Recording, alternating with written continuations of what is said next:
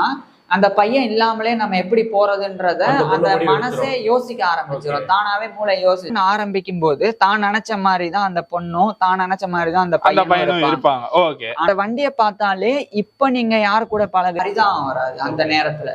So அந்த அளவுக்கு வெறுக்க ஆரம்பிச்சிருவாங்க. இந்த 4 விஷயங்களை தான் டாக்டர் ஜான் மோர்டகை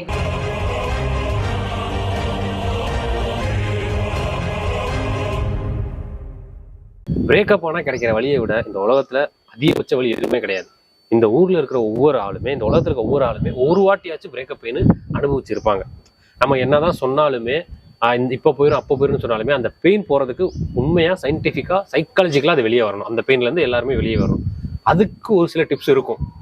அதுக்கு என்னென்ன டிப்ஸ் இருக்குன்னு நீங்க சொல்லுங்க. ஃபர்ஸ்ட் சைக்கலாஜிக்கலா நீங்க அந்த பிரேக்கப் பெயின்ல இருந்து வெளியே வரணும்னா அந்த பெயினை அக்னாலேஜ் பண்ணணும். அதாவது அந்த வலியை ஏத்துக்கணும். நிறைய பேர் என்ன செய்வாங்கன்னா பிரேக்கப் ஆனதுக்கு அப்புறம் பிரேக்கப் ஆயிருந்தா கூட அது எனக்கு பெரிய வலி கிடையாது, நான் சாதாரணமா வாழ்ந்துருவேன் அப்படின்னு உதாசீனப்படுத்தி தன்னைத்தானே ஏதோ அதுல இருந்து வெளியே வந்துட்ட மாதிரி மேலோட்டமா காமிச்சுப்பாங்க. அது ஆழமான ஒரு தழும்பை மனசுல ஏற்படுத்திடும். அப்படி பண்ணவே கூடாது. ஏன்னா எப்பவுமே இப்ப சைக்கலாஜிக்கல் ரிசர்ச் என்ன சொல்லுதுன்னா ஒரு பிரேக்கப் நடந்தா அந்த வலி எப்படி இருக்கும்னா நமக்கு பிசிக்கலா ஒரு பெயின் எப்படி இருக்கும். இப்ப கையில கால்ல அடிபட்டா எப்படி வலியை நம்மளுடைய மூளை உணருமோ அதே மாதிரிதான் இந்த பிரேக்கப் பெயினையும் நம்மளுடைய மூளை உணரும். அப்ப நமக்கு அடிபட்டுருச்சு, நமக்கு வலிக்குது அப்படின்றத உணர்ந்தாதான் அதுக்கப்புறம் என்ன பண்ணணுமோ அந்த ஒரு ப்ராசஸ நம்மளுடைய பிரெயின் பண்ணும். அதுக்கு மாறா நமக்கு அடிபடலை, நமக்கு வலிக்கலை அப்படின்னு நம்ம நினைச்சிட்டே இருந்தோம்னா அந்த பிரெயின் அந்த ஒரு பிரேக்கப்பை ப்ராசஸ் பண்ணாது, ரொம்ப தடுமாறும். அதனாலதான் நிறைய பேர்னால அந்த பிரேக்கப்ல இருந்து வெளியே வரவே முடியாது. அப்ப முதல்ல பிரேக்கப் ஆச்சுன்னா பண்ண வேண்டியது ஏத்துக்கணும். ஆமா பிரேக்கப் ஆயிடுச்சு, எனக்கு வலிக்குது, அப்படி நம்ம ஏத்துக்கிட்டு அழுக கூட செஞ்சிடலாம். கண்டிப்பா அழலாம். அப்படி அழும்போது பிரெயின் இந்த ஒரு விஷயம் நம்ம காயத்தை ஏற்படுத்துது, இப்ப இதுல இருந்து வெளியே வரணும் அப்படின்னு சொல்லி அதுக்கேத்த ப்ராசஸ் அடுத்து தொடங்கிரும். அப்ப கொஞ்சம் கொஞ்சமா உங்களுடைய மைண்ட் ரெக்கவர் ஆக ஆரம்பிச்சிடும். சோ ஃபர்ஸ்ட் பண்ண வேண்டியது என்ன, ஒரு பெயின் நமக்கு பிரேக்கப் பெயின் வருதுன்னா அதை அப்படியே ஏத்துக்கணும், ஏமாத்திக்க கூடாது, தன்னைத்தானே ஏமாத்திக்க கூடாது. அவ்வளவுதான். இது ஃபர்ஸ்ட் பண்ணணும். இது பண்ணாலே கொஞ்சம் கொஞ்சமா பிரேக்கப்ல இருந்து நம்மளால மீண்டு வர முடியும். சூப்பர். அடுத்தது நோ கான்டாக்ட் ரூல். அதாவது நீங்க பிரேக்கப் ஆயாச்சு அப்படின்னா அதுக்கப்புறம் அந்த பொண்ணோ பையனோ அவங்களுடைய ஃபுல் ஆக்டிவிட்டியை நம்ம கவனிக்கவே கூடாது. ஃபர்ஸ்ட் அவங்களுடைய நம்பரை டெலீட் பண்றது, அதுக்கப்புறம் அவங்க என்ன பண்றாங்க, எந்த போஸ்ட லைக் பண்றாங்க அப்படின்லாம் பார்க்காம அதை அவாய்ட் பண்ணணும். இப்ப நிறைய பசங்களும் பொண்ணுங்களும் பிரேக்கப் ஆனதுக்கு அப்புறம் பண்ணக்கூடிய விஷயம் இதுதான். அதாவது அவங்க இந்த தப்பு பண்ணுவாங்க, நம்மளை விட்டு போனவங்க இப்ப என்ன பண்றாங்க அந்த மாதிரி பார்த்துக்கிட்டே இருக்கக்கூடாது. அப்படி பார்த்துக்கிட்டே இருந்தா உங்களால அந்த ஒரு விஷயத்துல இருந்து வெளியே வர முடியாது. அது ஒரு போதை மாதிரி. ஏன்னா சைக்காலஜியை பொறுத்த வரைக்கும் ஒரு போதை எப்படி நம்ம அடிக்ட் ஆகுறோம் ஒரு போதைக்கு, அந்த மாதிரிதான் லவ் அப்படின்றதும் ஒரு அடிக்ஷனுக்குள்ள நம்மள தள்ளிடும். எப்படின்னா இப்ப ஒரு பொண்ணு உங்களுக்கு டெய்லி போன் பண்ணும், இல்ல ஒரு பையன் போன் பண்ணுவான் அப்படின்னா அது நடக்கும் போதெல்லாம் நம்மளுடைய மூளையில இருந்து டோபமின் அப்படின்ற ஹார்மோன், அந்த கெமிக்கல் ஆனது சுரக்கும். அது நமக்கு சந்தோஷத்தை கொடுத்துட்டே இருக்கும். இப்ப அந்த ஒரு விஷயத்த நம்ம தேடும் போது, அடிக்கடி தேடும் போது பிரேக்கப்புக்கு அப்புறமாவும் அவங்களுடைய ஆக்டிவிட்டிஸை நம்ம பார்த்தோம், மூளை தற்காலிகமா அந்த டோபமினை சுரக்கும். ஆனா அடுத்த நொடியே உங்களுக்கு தெரிஞ்சிடும், ஆனா இப்ப இந்த பொண்ணோ இந்த பையனோ நம்ம கூட இல்ல. அப்ப அந்த சோகம் உங்களுக்கு வர ஆரம்பிச்சிடும். அப்ப ஃபர்ஸ்ட் அவங்கள அவாய்ட் பண்ணணும். அது எல்லா விதத்திலையுமே அவங்கள பார்க்க கூடாது, அவங்க என்ன பண்றாங்கன்னு தெரிஞ்சுக்கணும்னு நினைக்க கூடாது, அவங்க போஸ்ட பாக்குறது எல்லாத்தையுமே தவிர்க்கணும். சரி ப்ரோ, நீங்க சொன்ன மாதிரி நான் எல்லாத்துலயுமே வெளியே வந்துட்டேன், எங்கேயுமே நான் பார்க்கல. இப்போ எவனோ ஒருத்தன் என் ஃப்ரெண்டு ஒருத்தன் பார்த்துட்டு எனக்கு போட்டோ அனுப்புறான், அவங்க போட்டோ எனக்கு அனுப்புறான், இல்ல அவங்கள பார்த்ததா என்கிட்ட சொல்றான். அதாவது நீங்க சொல்றது தவிர்க்க முடியாத சூழல்ல நம்மளே தெரிஞ்சுக்கணும்னு நினைக்கலன்னா கூட வேறு விதமா தெரிஞ்சுக்கக்கூடிய நிலைமை வருது. அப்ப அந்த ஒரு சூழ்நிலையை சமாளிக்கிறதுக்கு நம்ம பண்ண வேண்டியது என்னன்னா அவங்க எல்லார்ட்டையும் சொல்றது. அதாவது நீங்க எப்படி லவ் பண்ணும்போது மத்த எல்லார்ட்டையும் சொல்லுவோமோ அதே மாதிரி பிரேக்கப் ஆனா தைரியமா சொல்லிடணும். அந்த பொண்ணை இந்த பையனை லவ் பண்ணிட்டு இருந்தேன், இப்போ வந்து பிரேக்கப் ஆயிருச்சு. இந்த பொண்ணையோ பையனையோ நான் பார்க்க கூடாதுன்னு நினைக்கிறேன், அவங்கள பத்தி தெரிஞ்சுக்கவே கூடாதுன்னு நினைக்கிறேன். அதனால அவங்க பத்தி என்கிட்ட பேச வேணாம், எதையுமே சொல்ல வேணாம் அப்படின்னு நீங்க சொல்லிடலாம். அப்படி சொல்லும்போது அவங்க கூட நீங்க வெளியே போறீங்க, உங்க ஃப்ரெண்ட்ஸ் கூட வெளியே போறீங்க அப்படின்னா அப்ப அவங்க அந்த விஷயத்த உங்களுக்கு ஞாபகப்படுத்த போறதே கிடையாது.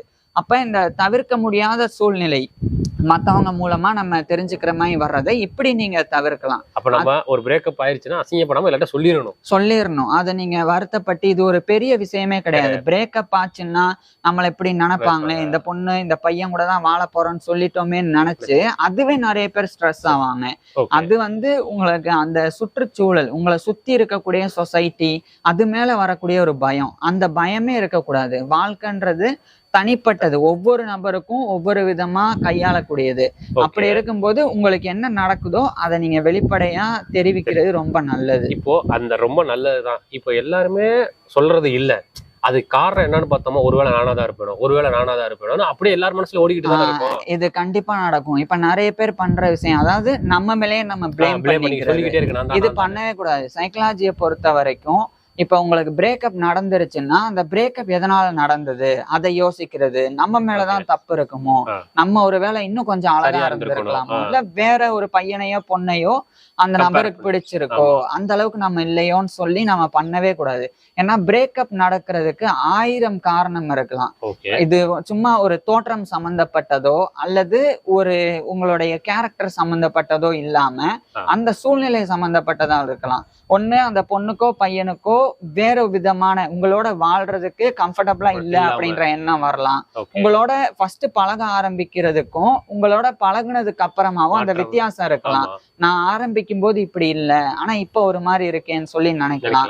சோ இந்த மாதிரி நடக்கும்போது அப்ப அவங்க வந்து பிரேக்கப் பண்றாங்க. அதனால நீங்க வந்து நம்ம மேலதான் தப்புன்னு நினைக்க கூடாது. அவங்களுக்கு எப்படி நம்ம ஏத்தவங்களா இல்லையோ அதே மாதிரி நமக்கும் அவங்கள ஏத்தவங்க இல்ல அப்படின்ற நம்ம புரிஞ்சுக்கிட்டு அந்த ஒரு நிலையை வந்து கடந்து போகணும். பிளஸ் ரூமினேஷன் பண்ணக்கூடாது. அதாவது ஒரே விஷயத்த நினைச்சு பார்த்துட்டே இருக்கிறது, அதே நினைச்சு இன்னும் இப்படி மாறி இருக்கலாம் அப்படி வந்து பண்ணவே கூடாது. அப்படி பண்ண இன்னும் நம்ம சோகமாகும். அப்படி சோகமாக இன்னமும் கூட நம்ம அந்த பிரேக்கப்ல இருந்து வெளியே வர முடியாத நிலை தான் ஆகும். இப்போ நீங்க சொன்னதெல்லாம் எனக்கு புரிஞ்சிருச்சு. நான் காண்டேன் எதுலயுமே இல்ல, இப்போ சம்பந்தமே இல்லை எனக்கு. ஆனா இப்ப என்ன எனக்கு பிரச்சனைனா, நான் ஒரு வண்டி ஓட்டுறேன், என் வண்டி இருக்கு, அந்த வண்டியை ஓட்டிட்டு இருக்கேன். அந்த வண்டியில நான் போனாலே அவங்க ஞாபகம் தான் வருதுன்னு சொல்றவங்க நிறைய பேர் இருக்காங்க. அதாவது இப்ப ஒரு பொண்ணு கூட பையன் கூட ஒரு வண்டி எடுத்துட்டு அந்த வண்டியிலே போயிருப்பாங்க. இப்ப அந்த வண்டியில இன்னொரு அவங்க பிரேக்கப் அப்புறம் போனாங்கன்னா மறுபடியும் அந்த பொண்ணோ பையனோ ஞாபகம் வரும். கண்டிப்பா வரும். அப்ப அந்த சூழ்நிலைய நம்ம வந்து ரீவயரிங் பண்ணணும். ரீவயரிங் எப்படி அப்படின்னா என்னன்னா, இப்ப உங்களுக்கு ஒரு சூழ்நிலை, நீங்க என்ன சொல்றீங்க, இப்ப ஒரு வண்டி இருக்கு, ஒரு பையன் அந்த வண்டியில ஒரு பொண்ணை கூட்டிட்டு போயிட்டே இருந்திருக்கான், இப்ப பிரேக்கப் ஆயிருச்சு.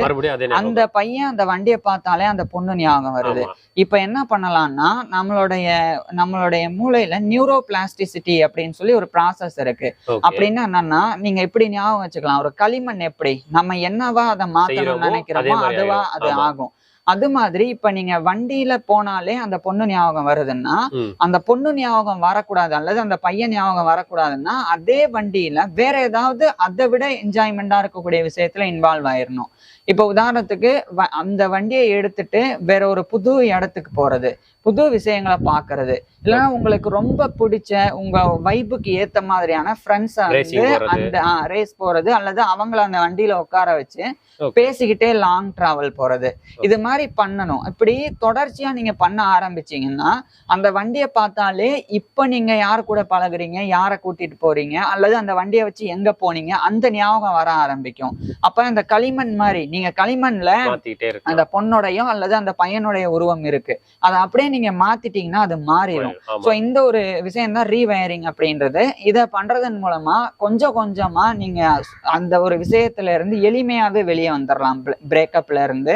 சோ இது வந்து ரீவயரிங். அது மட்டும் இல்லாம நீங்க எக்ஸசைஸ் பண்ணலாம். அதுக்கப்புறம் வந்து இன்னும் சில ஆக்டிவிட்டிஸ்ல ஈடுபடலாம். எக்ஸசைஸ் பண்ணா நிறைய பேருக்கு டவுட் இருக்கும், எக்ஸசைஸ் பண்ணா எப்படி வந்து இது மறக்க முடியும்னு. அதுக்கு சயின்டிபிக்காவே ரீசன் நிறைய ப்ரூஃப் இருக்கு. எப்படின்னா, நீங்க எக்ஸசைஸ் பண்ணும்போது எண்டோர்பின்ஸ் அப்படின்ற ஹார்மோன் வந்து சுரக்கும். அது வந்து நம்மளுடைய பெயினை வந்து குறைக்கக்கூடிய நேச்சுரல் பெயின் கில்லர் மாதிரி செயல்படும்.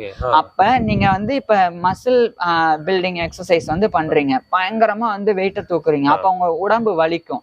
அப்ப அந்த வலியை குறைக்கிறதுக்காகவே ஆட்டோமேட்டிக்காவே அந்த எண்டோர்பின்ஸ் அப்படின்ற ஹார்மோன்ஸ் ஆனது சுரக்கும். அப்படி சுரக்கும் போது அது நேச்சுரல் பெயின் கில்லரா இருக்கிறனால உங்களுடைய மைண்டு, உங்களுடைய பிசிக்கல் எல்லாமே வந்து ரொம்ப ஹெல்த்தியா வந்து மாற ஆரம்பிக்கும். அதனாலதான் அந்த லவ் ஃபெயிலியர் ஆனா எக்ஸசைஸ் பண்ணணும் அப்படின்னு சொல்றது வந்து உங்க மனசுக்கும் நல்லது, உங்களுடைய உடம்புக்கும் நல்லது. ஸோ இதெல்லாத்தையுமே ஃபாலோ பண்ணலாம். இதெல்லாமே வந்து நல்ல பலனை கொடுக்கக்கூடியதா இருக்கும். இப்போ எனக்கு இந்த வண்டியிலே இன்னொரு டவுட். இப்போ ஆல்ரெடி நீங்க நோ கான்டாக்ட் ரூல் சொன்னீங்க. ஆமா. அதாவது அந்த அவங்க சம்பந்தப்பட்டதுல இருந்து எல்லாத்துல இருந்து வெளியே இப்போ என்கிட்ட வண்டி இருக்கு, அவங்க சம்பந்தப்பட்டது, நான் அதை வித்துட்டா அதுல இருந்து வெளியே வர மாதிரி தானே? வித்துட்டா கூட நீங்க வெளியே வர்ற மாதிரி தான். அதாவது நோ கான்டாக்ட் ரூல் அப்படின்றது வெறும் அவங்க கிட்ட இருந்து தொடர்பை துண்டிக்கிறது மட்டும் அர்த்தம் கிடையாது. அவங்க சம்பந்தப்பட்ட எல்லாத்துல இருந்தும் விலகி வந்துடுறது. இது காலம் முழுக்க பண்ணணும்னு அவசியம் கிடையாது. நீங்க ஒரு வருஷம் 2 வருஷம் இதுல இருந்துட்டு ஒரு 2 வருஷம் கழிச்சு அவங்களுடைய போஸ்ட பார்த்தாலும், அவங்க எப்படி இருக்காங்கன்னு பார்த்தாலும் உங்களுக்கு பெருசா வருத்தம் இருக்காது. ஏன் இது சொல்றேன் அப்படின்னா, அதுக்கு பேர் எமோஷனல் இன்டென்சிட்டி அப்படின்னு பேரு. இதுதான் வந்து 5வது ரோல் ஆஃப் டைம். என்னன்னா, அதாவது இப்ப காலம் ஆக ஆக வலி குறையும் அப்படின்னு சொல்லுவாங்க. நான் சொன்ன அந்த 4 விஷயங்கள், அந்த வலியை ஏத்துக்கிறது, நோ கான்டாக்ட் ரூல், அதுக்கப்புறமா பிளேம் பண்ணிக்காம இருக்கிறது, ரீவயரிங் பண்றது, இதெல்லாம் பண்ணிட்டாலே காலமே உங்களுடைய மனசை மாத்திரும். எப்படின்னா, உங்களுக்கு ஒரு அடிபடுது, அடிபட்ட உடனே அந்த இடத்த தொட்டு பார்த்தா பயங்கரமா வலிக்கும். ஆனா அது ஒரு 2 நாளுக்கு அப்புறம் தொட்டு பார்த்தா அப்பவும் வலிக்கும். ஆனா அந்த இன்டென்சிட்டி, அந்த தீவிரம் வந்து குறைஞ்சிருக்கும். அதே தான் நம்மளுடைய மனசும் கூட. ஒரு விஷயம் நடந்த உடனே பயங்கர பெயினா இருக்கும், அந்த எமோஷனல் இன்டென்சிட்டி வந்து ரொம்ப அதிகமா இருக்கும். ஆனா காலம் ஆக ஆக அந்த இன்டென்சிட்டி குறைஞ்சிட்டே வரும். அப்படி அது குறைஞ்சிட்டே வர்றதுடைய வேகத்தை அதிகப்படுத்துறதுக்கு எப்படி அடிபட்டா மருந்து போட்டா அந்த காயம் வேகமா ஆறுமோ, அந்த மாதிரி எமோஷனல் இன்டென்சிட்டி வேகமா குறையிறதுக்கு நான் சொன்ன அந்த 4 விஷயங்களை ஃபாலோ பண்ணிட்டே வந்தாலே இன்னுமே கூட, இப்ப சாதாரணமான நபர்கள் ஒரு 1.5 வருஷம் ஆகும்னு வச்சுக்கோம் பிரேக்கப்ல இருந்து வெளியே வர்றதுக்கு. இதை ஃபாலோ பண்ணா ஒரு 6 மாசம், அல்லது நிறைய பேர் அந்த 2 மாசம் 3 மாசத்துல பிரேக்கப்ல இருந்து இதை ப்ராப்பரா ஃபாலோ பண்ணி வெளியே வந்தவங்க எல்லாம் இருக்கிறாங்க. அடுத்து உங்களுக்கு அந்த பொண்ணோ அந்த பையனோ பார்த்தாலும் அவங்களே திரும்பி வந்தா கூட உங்களுக்கு ஏத்துக்கிற மனம் இருக்காது. அப்ப உங்களுக்கே வந்து நல்ல வேளை நம்ம செட் ஆகல, ஒருவேளை இந்த பொண்ணையும் இந்த பையனையும் நம்ம இன்னும் லவ் பண்ணிட்டே இருந்திருந்தா நம்ம வீணா போயிருப்போம், நம்ம கஷ்டப்பட்டிருப்போம் அப்படின்னு நினைப்போம். சோ இதெல்லாமே வந்து சைக்கலாஜிக்கலா ப்ரூஃப் பண்ணப்பட்ட விஷயங்கள். நிறைய பேர் சொல்றாங்க நோ கான்டாக்ட் ரூல் எல்லாம் ஃபாலோ பண்ணாதீங்க, அது தப்புன்னு. அது தப்பே கிடையாது. நோ கான்டாக்ட் ரூல் வந்து சயின்டிபிக்கா வந்து நிறைய எக்ஸ்பிரிமெண்ட்ஸ் எல்லாம் பண்ணி நிரூபிச்சிருக்கிறாங்க. அதனால நோ கான்டாக்ட் ரூலையும் சேர்த்தே ஃபாலோ பண்ணணும். அதுக்கப்புறம் ரொம்ப ரொம்ப முக்கியமான விஷயம் என்னன்னா, நம்மளுடைய கெரியர்ல நம்ம அதிகமா கான்சென்ட்ரேட் பண்ணணும்.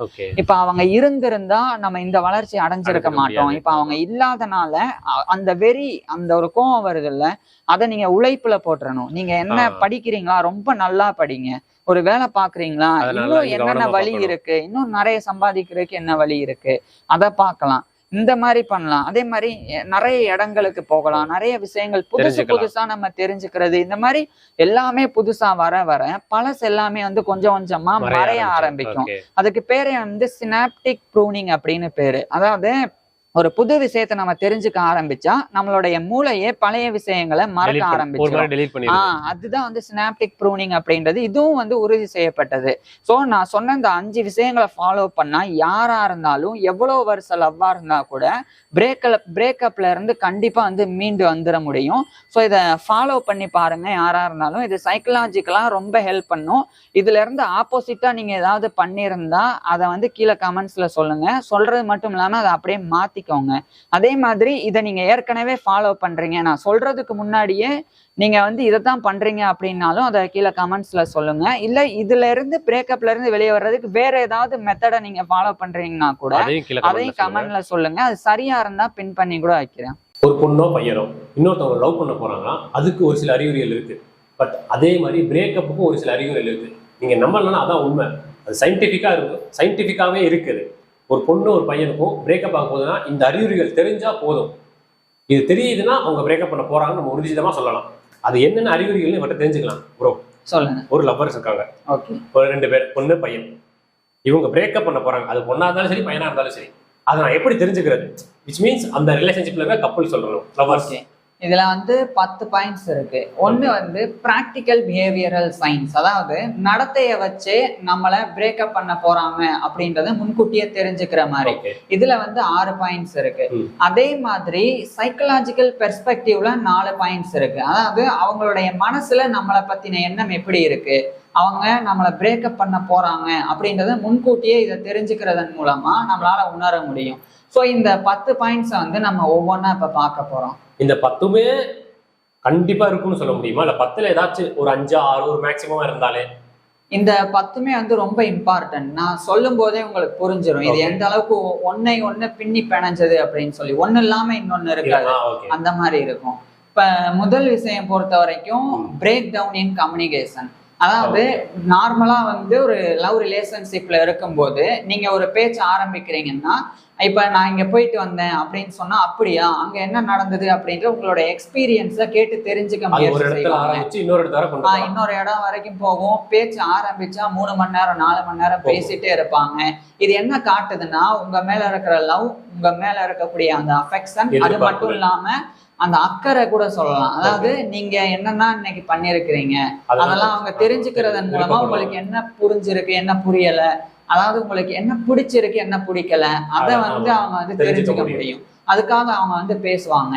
ஆனா அவங்க பிரேக்கப் பண்ண போறாங்க அப்படின்னா, இது பையனோ பொண்ணோ 2 பேருக்குமே வந்து பொருந்தும். ஒரு பையன் ஒரு பிரேக்கப் பண்ண போறாங்கனாலோ அல்லது ஒரு பொண்ணு பிரேக்கப் பண்ண போறாங்க அப்படின்னாலோ, அப்ப என்ன நடக்கும்னா பேச்சை வந்து கட் பண்ணணும். முடிஞ்ச அளவுக்கு வந்து ஷார்ட் அண்ட் ஸ்வீட்டா பேசணும்னு நினைப்பாங்க. நீங்க இப்ப நான் அங்க போயிட்டு வந்தேன் அப்படின்னு அதே வார்த்தை சொல்லும் போது ஓகே அவ்வளவுதான் வரும். அதே மாதிரி இவ்வளவுதான். அந்த ஒரு வார்த்தை நீங்க ஏதாவது மெசேஜ் பண்ணா கூட அது வந்து ஒன் வேர்ட் ரிப்ளையா இருக்கும். முடிஞ்ச அளவுக்கு ரொம்ப சுருக்கமா வந்து பேசிட்டு அடுத்து வந்து போயிடணும் அப்படின்னு பாப்பாங்க. சரி, ஓகே ப்ரோ. இப்போ இந்த பாயிண்ட்டுக்கு ஒரு இது சொல்றேன். இப்போ அவங்க ஒரு பொண்ணோ பையனா பிஸியா இருக்காங்க, தெரியாம அவங்க ஓகேன்னு சொல்லிட்டாங்க. அப்போ இந்த பாயிண்ட்ல நான் ஃபெயில் ஆயிட்டேன், இதுக்கப்புறம் என்ன பாயிண்ட் வரும்? இது இருக்கு. இப்ப நீங்க கேக்குற மாதிரி இப்ப ஒருவேளை உண்மையிலேயே பிஸியா இருந்தாலும் ஒன்லைன்ல வந்து பேசுவாங்க. ஆனா இது கண்டினியூவா நடக்காது, எந்நேரமும் பிஸியா இருக்க போறது இல்ல. நான் சொல்றது வந்து தொடர்ச்சியா ஒரு 4-5 நாளுக்கு மேல அல்லது ஒரு வாரத்துக்கு மேல நடக்கிறது, அந்த மாதிரி நடக்க ஆரம்பிக்கும். அதை வச்சு நீங்க ஃபர்ஸ்ட் புரிஞ்சுக்கலாம் இவங்க பிரேக்கப் பண்ண போறாங்க அப்படின்றத விட நம்ம கூட பேசுறதுல விருப்பம் இல்ல, பேசுற நேரம் குறையுது அப்படின்னு சொல்லிட்டே வந்துடலாம். ஸோ அந்த மாதிரி நம்ம வந்து புரிஞ்சுக்க முடியும். இது வந்து ஒண்ணு. இன்னொன்னு பாத்தீங்கன்னா ஷிஃப்டிங் ப்ரியாரிட்டிஸ். அதாவது நீங்க லவ் பண்ணும்போது உங்களுக்கு இருந்த அந்த ப்ரியாரிட்டி வந்து பிரேக்கப் பண்ண போறாங்க அப்படின்னா அப்படியே மாறும். எப்படின்னா, இப்ப உங்களுக்காக எங்க வேணா ஒரு பொண்ணோ பையனோ வர தயாரா இருப்பாங்க, என்ன வேணா காரணம் சொல்லிட்டு உங்க கூட வருவாங்க. ஆனா பிரேக்கப் பண்ண போறாங்க அப்படின்னா நீங்க எங்க கூப்பிட்டாலும் கொஞ்சம் கொஞ்சமா வர்றதை தவிர்ப்பாங்க. பிஸியா இருக்கேன், வேலையில இருக்கேன் அப்படின்னு சொல்லி கொஞ்சம் கொஞ்சமா உங்களை அவாய்ட் பண்ண பார்ப்பாங்க. இது வந்து நீங்க ஃபர்ஸ்ட் பாயிண்ட்டும் செகண்ட் பாயிண்ட்டும் ரொம்ப இன்டர்லிங்க் ஆன மாதிரி தானே இருக்கு. அதுதான் நான் சொன்னேன், ஒவ்வொரு பாயிண்ட்டும் வந்து ரொம்ப நுணுக்கமா நூலளவு வித்தியாசம் தான் இருக்கும். ஒண்ணு பேச்சுல வந்து ஒன் வேர்ட்ல ஆன்சர் பண்றது, இது வந்து செயல். உங்க கூட சேர்ந்து பழகுறது, உங்க கூட இருக்கிறது, அந்த நேரத்தை வந்து குறைக்கிறது. ஃபர்ஸ்ட் இது பேசுறது, இது வந்து கூட சேர்ந்து இருக்கிறது, அதுல வந்து பிரிகிறது.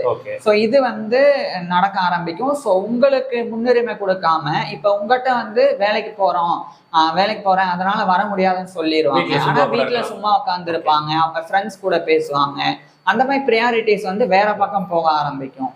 ஸோ அது வந்து இன்னொரு 2வது ஒரு சைன் அப்படின்னு சொல்லலாம். நம்மளை வந்து பிரேக்கப் பண்ண போறாங்க அப்படின்றத அது உணர்றதுக்கு உண்டான ஒரு விஷயமா இருக்கும்.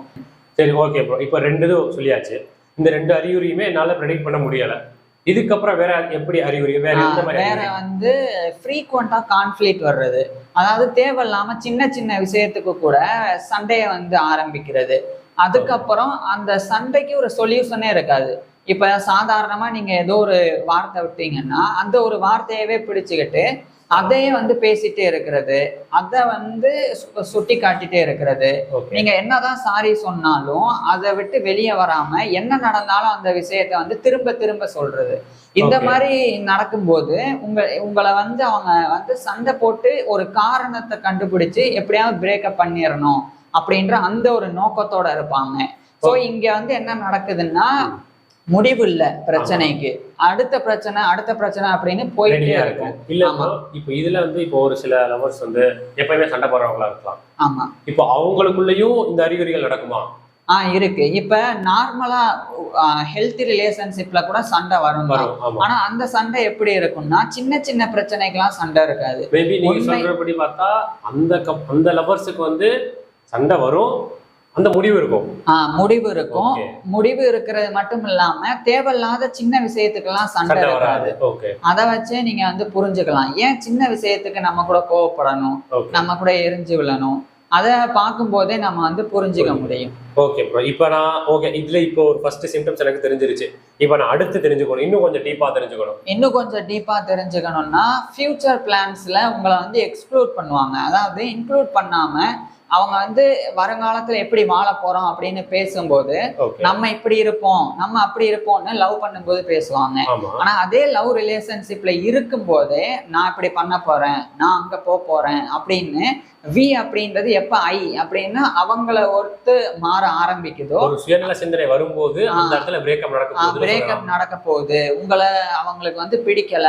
அது வந்து ஆணும் பெண்ணும் நம்ம வந்து பொதுவா தான் சொல்றோம். ஒரு ஆண் கூட இப்படிதான் அவாய்ட் பண்ணுவாங்க, ஒரு பெண்ணா இருந்தாலும் இப்படிதான் பண்ண ஆரம்பிப்பாங்க. ஏன்னா அவங்களுடைய மனசுல உங்களை பத்தின அந்த எண்ணம் வந்து மாற ஆரம்பிக்குது. நீங்க அவங்க கூட இருக்க போறது இல்லை அப்படின்றது ஆகுது. அப்ப அவங்களுடைய நடத்தை, அவங்களுடைய பேச்சு இதெல்லாம் வந்து அவங்கள மட்டுமே சார்ந்ததா இருக்கும். உங்களை இன்க்ளூட் பண்ணதான் இருக்காது, உங்களை சேர்த்து பேசுற மாதிரி இருக்காது. ஆனா இதுவே லவ்ல இருக்கும் போது சேர்த்து பேசுற மாதிரி இருக்கும். ஸோ இதை வச்சே நம்ம வந்து கண்டுபிடிச்சிடலாம். இதான் வந்து 4th சைன் அப்படின்னு சொல்லலாம். அதுக்கப்புறம் வந்து loss of emotional and physical intimacy. இப்படின்னா இப்ப நம்ம நார்மலா வந்து லவ் பண்றாங்கன்னா 2 பேரும் கைய பிடிச்சிட்டு நடப்பாங்க, கண்ணும் பார்த்து பேசுவாங்க, ஒரு ஸ்மைல் இருக்கும். ஆனா இது அப்படியே வந்து ஆப்போசிட்டா மாற ஆரம்பிக்கும். கண்ணை பார்த்தே பேச மாட்டாங்க. இப்போ ஒரு ஆண் வந்து ஒரு பெண்ணை வெறுக்க ஆரம்பிச்சா அந்த பெண் வந்து பேசும்போது அந்த ஆண் வந்து போனை யூஸ் பண்றது அல்லது வேற பக்கம் பாக்குறது அந்த மாதிரி அவாய்ட் பண்ணுவாங்க. ஆனா பேச்ச காதுல கேட்கிற மாதிரி தலையை மட்டும் ஆட்டிட்டே இருப்பாங்க. சோ இந்த மாதிரி நடக்கும். கைய தொட்டாலே வந்து எடுத்து விடுவாங்க. ஏதாவது சாக்கு போக சொல்றது, வேர்க்குது கைய விடு அந்த மாதிரி சொல்றது. அப்ப அவங்களுக்கு வந்து நெருக்கமா இருக்கிறது கொஞ்சம் கொஞ்சமா பிடிக்காம போகுது, சலிச்சு போயிருச்சு, இல்லைன்னா பிடிக்காம போயிருச்சு அப்படின்னு அர்த்தம். அப்ப அவங்க நம்மள பிரேக்கப் பண்ண போறாங்க அப்படின்றத புரிஞ்சுக்கலாம். இப்போ இது எல்லாமே ஒரு சில நாள்ல கண்டுபிடிக்க முடியாது நம்மளால. ஒரு வாரம், ஒரு 15 நாள். இது ஏன் சொல்றேன்னா சில நேரம் உண்மையிலேயே வேர்க்கும். அந்த நேரத்துல கை வச்சா பிடிக்க முடியாது நம்மளால. பிடிக்க முடியாது. அந்த சமயத்துல அவங்க உண்மையிலேயே கூட செய்வாங்க. அப்ப அதை வச்சுட்டு ஒருவேளை இது பிரேக்கப் அப்படி நினைச்சிடக்கூடாது. இதை பாக்குறவங்க புரிஞ்சுக்க வேண்டியது என்னன்னா இது கண்டினியூவா நடக்கும்போது இப்ப சொல்லக்கூடிய விஷயங்கள் எல்லாமே ஒரு நாள்ல 2 நாள்ல நடக்கிறது கிடையாது. ஒரு 5-6 நாள், ஒரு வாரத்துக்கு மேல தொடர்ந்து இதே மாதிரி நடக்குதுன்னா அப்ப நீங்க வந்து இதை வந்து கணிக்கலாம். ஓகே. இப்போ இதுலயே எனக்கு இந்த 5 பாயிண்ட்ல ஒரு பெரிய டவுட் இருக்கு. சொல்லுங்க. இப்போ என்னன்னா பெண்களுக்கு வச்சு கேட்கிறேன். பெண்களுக்கு அந்த 5 நாள் ப்ராப்ளம்ஸ் இருக்கு. உடம்பு ரீதியா ஹார்மோன்ஸ்ல ஒரு இது இருக்கு. இப்போ அந்த 5 நாளுமே அவங்க இருக்காங்க. நீங்க வந்து மென்ஸ்ட்ருவல் சைக்கிள். ஆமா, மாதவிடாய் பத்தி சொல்றேன். இப்போ அந்த பையன் வந்து இந்த 5 நாளை பத்தி தெரிஞ்சுக்காம ஒருவேளை பிரேக்கப்புக்கு தான் இருக்குமோ அப்படின்னு நினைச்சிட்டானா? அப்படி நினைக்க முடியாது. ஏன்னா நம்ம முன்னாடி சொன்ன 4 விஷயங்கள் நடக்காது. இல்ல நான் என்ன கேக்குறேன்னா அந்த மாதவிடாய் நாட்கள்ல வந்து அவங்க ஸ்ட்ரெஸ்ஸா இருப்பாங்க. உண்மைதானே அது? அந்த 5 நாளுமே இந்த மாதிரி ஏதாச்சும் அறிகுறிகள் நடந்துகிட்டே இருந்தா தப்பா முடியாதா? முடியாது. ஏன்னா எல்லாமே சேர்த்து செய்ய மாட்டாங்க. அவங்க என்னதான் ஸ்ட்ரெஸ்ஸா இருந்தாலும் நீங்க இப்ப ஸ்ட்ரெஸ்ஸா இருந்தா நீங்க யார விரும்புறீங்களோ அவங்க கூட நீங்க நல்லா தான் பேசுவீங்க, நல்லா தான் பழகுவீங்க. என்ன ஸ்ட்ரெஸ் இருந்தாலும் இந்த 5ல நீங்க சொல்ற அந்த பிசிக்கல் இன்டிமசி வேணா இல்லாம போலாம், அதை தவிர்க்கலாம். அதை தவிர்த்து மிச்ச விஷயங்கள் எல்லாம் அவங்க கரெக்டா தான் இருப்பாங்க. அதாவது நம்ம அப்படின்னு தான் பேசுவாங்க, நான் அப்படின்னு பேச மாட்டாங்க. சோ என்னதான் அவங்க ஸ்ட்ரெஸ்ல இருந்தாலும் இது பெருசா வந்து இம்பாக்ட் வராது. அப்ப இந்த மாதிரி நேரத்துல தப்பா எடுத்துக்க கூடாது. நம்ம தப்பா எடுத்துக்க கூடாது. அதை அந்த மாதிரி நம்ம வந்து பாத்திரக்கூடாது. அதுக்கப்புறம் இந்த பிஹேவியரல் சயின்ஸ்லயே வந்து லாஸ்ட் ஒன் வந்து சீக்ரெசி இன்க்ரீஸ் வந்து, அதாவது ரகசியம் வந்து அதிகரிக்கும். இன்க்ரீஸ்டு சீக்ரெசி அண்ட் டிஃபென்சிவ்னஸ் அப்படின்னா என்னன்னா இப்ப நார்மலா வந்து ஒரு விஷயம் அவங்களுக்குள்ள நடக்குதுன்னா அது லவ் ரிலேஷன்ஷிப்ல இருக்கும்போது அதை வந்து ஷேர் பண்ணுவாங்க. இன்னைக்கு இது நடந்தது, இதை நான் வந்து பார்த்தேன் அப்படின்னு. ஆனா அவங்க வந்து பிரேக்கப் பண்ண போறாங்கன்னா நான் எதுக்கு இதெல்லாம் அவங்ககிட்ட சொல்லணும், இது என்னுடைய பிரைவசி சம்பந்தப்பட்டது அப்படின்னு தவிர்க்க ஆரம்பிப்பாங்க. அது முதல் விஷயம். ரெண்டாவது, அவங்களுடைய போன்ல இருக்கக்கூடிய பாஸ்வேர்டு, உங்களுக்கும் பாஸ்வேர்டு தெரியும்னா அதை வந்து வேணும்னே மாத்துவாங்க உங்களுக்கு தெரியக்கூடாதுன்னு. இப்ப நீங்க லவ்ல இருக்கும்போது அவங்களோட சொல்லுங்க. இல்ல இப்ப இதுல நீங்க பிரைவசி கொண்டு வந்ததால நான் கேக்குறேன். இப்போ அந்த பொண்ணோ பையனோ சரி, ஆப்போசிட் ஜெண்டரோட நீங்க ஃப்ரீடமா இருக்கட்டும்னு சொல்லிடுறாங்க. உங்க பிரைவசி உங்களுக்கு, என் பிரைவசி எங்களுக்கு. சோ இந்த மாதிரி ஒரு சிச்சுவேஷன்ல இருக்கிற ஒரு லவ்வர்ஸுக்கு இந்த அறிகுறி எப்படி ஒர்க் அவுட் ஆகும்ன்ற? அதாவது நீங்க என்ன சொல்ல வர்றீங்கன்னா, ஆரம்பத்துல இருந்தே போனை வந்து எடுத்துக்காம இருக்காங்க, அப்ப வந்து இத கண்டுபிடிக்க முடியாது அப்படின்னு கேக்குறீங்க. அதுக்குதான் அந்த 5 பிஹேவியரல் சயின்ஸ் இருக்கு. இது என்னவா இன்னும் இருக்குன்னா, வெறும் போன் சம்பந்தப்பட்டது மட்டும் கிடையாது. நார்மலா இருக்கும்போது அவங்களுடைய ஃபேமிலியில ஏதாவது ஒரு விஷயம் நடந்தா அதை ஷேர் பண்ணிருப்பாங்க. ஆனா பிரேக்கப் ஆக போகுதுன்னா அதை கூட ஷேர் பண்ண மாட்டாங்க. நீங்க கேட்டா கூட அது சும்மா ஒரு சின்ன பிரச்சனை, நேத்து என்ன ஏதோ பிரச்சனைன்னு கேள்விப்பட்டேன்னாலும் அது ஒண்ணும் இல்லை அப்படின்னு கடந்து போதான் பார்ப்பாங்க.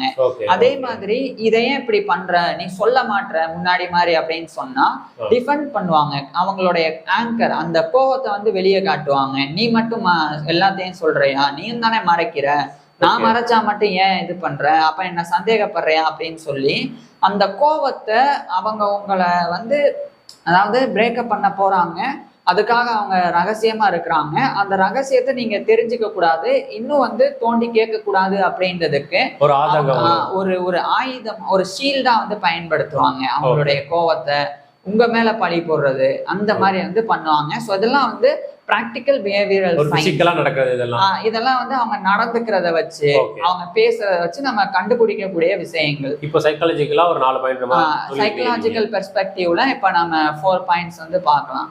அதுல முதல்ல வந்து எமோஷனல் டிட்டாச்மெண்ட், அதாவது மன ரீதியா ஃபர்ஸ்ட் அவங்க வந்து நம்மளை பிரேக்கப் பண்ண போறாங்கன்னா ஃபர்ஸ்ட் அவங்களுடைய மனசுல அது வந்து போய் பதிஞ்சிடும்.